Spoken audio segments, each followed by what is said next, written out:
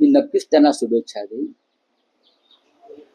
महाराष्ट्राच्या आणि महाराष्ट्राच्या राजकारणातून त्यांनी देशाच्या राजकारणात यावं.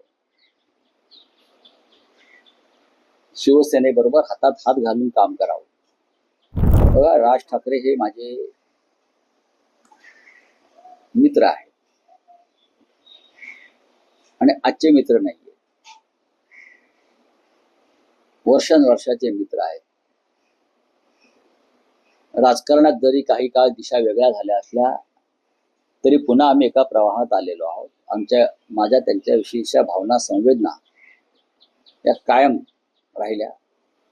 मी नक्कीच त्यांना शुभेच्छा देईन. महाराष्ट्राच्या आणि महाराष्ट्राच्या राजकारणातून त्यांनी देशाच्या राजकारणात यावं.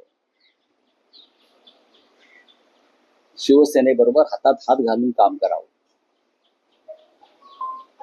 उद्धव आणि राज ठाकरे या दोघांनी मिळून बाळासाहेब ठाकरेंचा विचार आणि भूमिका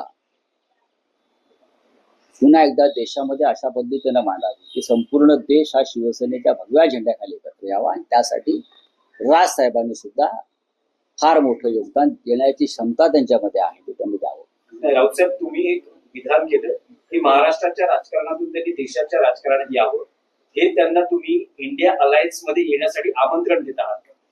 ते काय असं आमंत्रण, ते आम्ही त्यांच्याशी बोलू ना. हे आमंत्रण काही इलेक्ट्रॉनिक मीडियाच्या माध्यमातून देण्याचा विषय नाहीये. पण माझ्यासारख्या त्यांच्या मित्राची कायम अपेक्षा आहे की उद्धव साहेब आणि राज साहेब यांनी एकत्रितपणे आता देशाचं नेतृत्व करावं.